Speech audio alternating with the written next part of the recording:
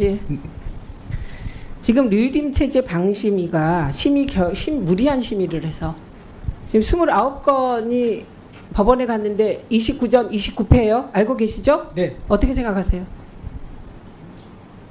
최종적인 법원의 뭐 판단을 받아봐야 될 것 같습니다. 본안 판단을 받아봐야 될 것 같습니다. 아이 그 얘기 집행정지에서는 29연패는 한 아니 어쨌든 집행정지 당했잖아요. 예. 일단 29전 29패잖아요. 안 창피합니까? 답해보세요. 위원님들이 심의한 거에 대해서 제가 좀 판단하기는 그렇습니다. 뭘 위원들이 심의했다 그래요? 최광호 방송심의국장 답해보세요. 29전 29패 또 뭐 본안소송 간다 뭐 이 말 하지 말고 어떻게 생각하세요? 이런 일이 방심위 사상 있었어요? 29전 29패 있었습니까? 그냥 짧게 답하세요. 없었습니다. 네. 권익보호국장 마이크 닫고 답해보세요. 29전 29패 창피하죠. 그런데 이런 일이 과거 방심위에서 있었습니까? 이렇게 많은 소송은 없었던 걸로 알고 있습니다. 아니요. 소송 이전에 편파 심의, 표적 심의, 잘못된 심의가 있었으니까 소송이 있었겠죠. 그렇게 말 돌리지 마세요. 창피하죠. 그런데 이런 일이 과거에 있었냐고요. 29전 29패 있었어요, 없었어요? 없었습니다. 예. 정책연구센터장 답변해 보세요. 그래도 좀 객관적인 입장이잖아요. 29전 29연패 이런 일 있었어요? 네, 없었습니다. 네.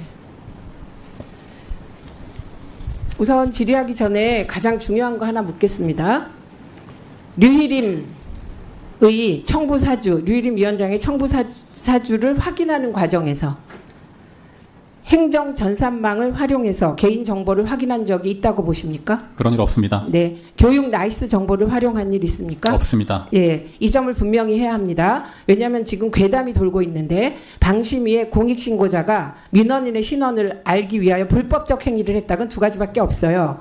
행정 전산망을 활용했거나 교육 나이스 정보를 활용하거나 이런 겁니다. 그런 불법적인 행위가 없었다. 이건 제가 확실하게 말씀드릴 수 있습니다. 네. 앞으로 이런 괴담이 돌지 않기를 기대합니다.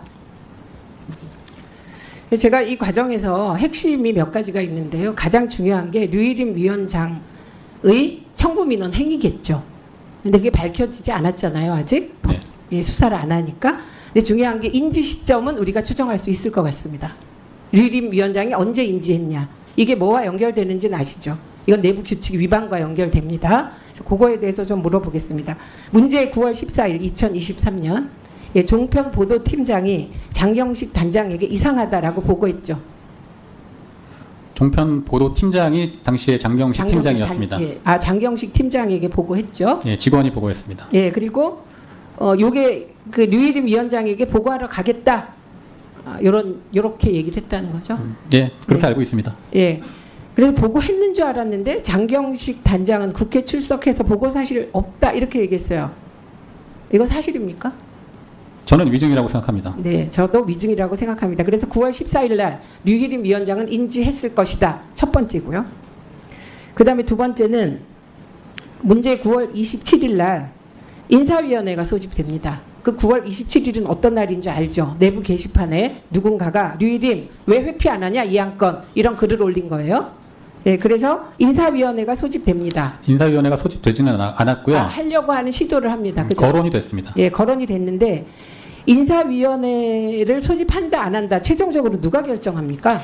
인사위원장은 사무총장이고 소집권자도 사무총장입니다. 그 당시에는 사무총장이 이현주 사무총장이 임명되기 전이어서 박종현 현 감사실장이 사무총장 직무대행을 맡고 있었습니다. 그런데 직무대행이 아무리 본인이 인사위원장 권한이 있다고 하더라도 위원장에게 보고하지 않고 독단적으로 그렇게 인사위원회를 거론할 가능성은 매우 낮다고 생각합니다. 예, 대개 위원장이 다 압니다. 인사위원회 소집되면. 왜냐하면 어쨌든 방통위가 아니라 여긴 방심이라 최종 인사권자가 류일임 위원장입니다. 대통령이 아니에요. 신분이 민간인이시잖아요. 네. 그래서 인사위원회를 위원장 모르게 열겠다 혹은 열까? 이럴 수 없습니다. 사무총장이 그렇게 일하면 잘립니다. 요게 두 번째 시점이에요. 류일임 위원장은 게시물을 봤을 것이고 게시물을 인지했고 그래서 청부민원 사실을 알 수밖에 없다. 요게 두 번째입니다. 근데 계속 거짓말을 하고 있는 것이죠. 제가 듣다 보니 이전 방심위도 일을 잘했다고 할 수는 없다. 근데 이런 일은 없었다. 이렇게 말하시더라고요. 네. 네, 류일임 체제와 이전 방심위 체제가 근본적 차이가 뭐라고 보십니까? 기본적으로 저희가 과거에도 그 여야 정치권에서 추천된 위원들 간에 뭐 성향 차이는 있었습니다. 하지만 위원회라는 조직이 서로 토론을 통해서 결론이 어떻게 나든지 간에 토론을 통해서 서로 이제 심의를 하는 거잖아요. 그런데 류일임 씨가 오고 나서는 그런 위원회로서의 기본적인 기능을 완전히 상실했다고 생각합니다. 그러니까 위원회가 아니네요. 네, 그냥 현재는- 독임제네요. 독임. 현재는 특히나 그렇습니다. 예, 그리고 지금 감사실장이 류일임 위원장의 청부민원과 관련한 감사를 하고 있습니까? 포함한 모든 것? 진행 중인 것으로 알고 있습니다. 근데 이 박종현 감사실장이 지난해 9월에 사무총장 대행이었나요? 네. 그 시점에? 그러면 이분이 이 청부민원과 청부민원 이후 처리에 관여했다고 의심이 가지 않습니까? 관여할 수도 있죠? 그랬을 가능성을 배제할 수 없습니다. 네, 그러니까 이분이 감사하면 안 되겠습니다. 이 조치를 마련하도록 함께 노력해야 되는 부분이라고 생각합니다. 그리고 조금 더 앞으로 가서 어느 날 그 류희목이라는 이름의 민원인이 있었어요. 네, 그럼 누구나 의심할 것 같아요. 이게 류 씨가 일단 흔하질 않습니다. 그런데 류희까지 같은 게 류일임, 류희목, 이름이 너무 똑같잖아. 이럴 수 있어요.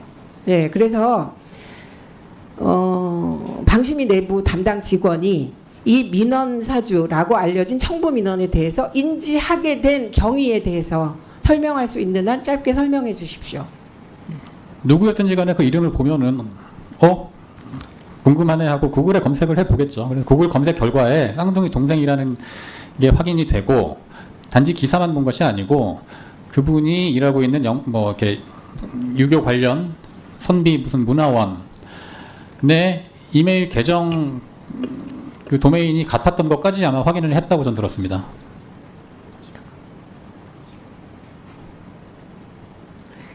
중요한 얘기하는데 저에게 말을 걸어서 마무리를 못 들었습니다. 다시 한번 얘기해 주십시오. 구글링을 해서 그냥 알아냈던 게 맞고요. 그리고 이제 민원인이 뭐 전화번호하고 이메일도 이제 입력을 하니까 이메일 계정까지 이 사람이 정말 친동생이 맞구나라는 것을 확인을 한 것이고요. 아까 뭐 나이스하고 뭐 행정 전산망 말씀을 하셨는데 전부 다 구글링으로 찾아냈다고 저는 알고 있습니다. 예, 알겠습니다. 윤창현 위원장께 네. 좀 전에 방심위 노조위원장이 답변할 때 경찰이 방심위를 압수수색하는 과정에서 기자 이름을 넣었다 그랬어요. 4명 정도라고 알고 있다 이렇게 말하셨죠? 네네. 예, 그렇게 넣는 것 같았다. 그리고 언론사명도 넣어서 검색했을 것 같습니다. 네. 예. 그런데 그래서 자료를 가져갔다는데 이렇게 저인 방식으로 샅샅이 뒤지는 일이 있었나요? 이게 가능한가요? 이전 정권에서 봤습니까? 이거 사실상 그 언론인들에 대한 사찰의 수준이라고 생각합니다. 왜 문제가 되냐 하면 검찰에서 최근 그 통신정보를 무더기로 조회해서 문제가 됐던 것과 같은 연장선상에서 이런 식으로 사실 이 아마 검색했다는 언론사들이 이 유일임 씨의 민원사주 의혹에 대한 보도를 했던 언론사들인 걸로 저는 알고 있습니다. 관련 사안들을.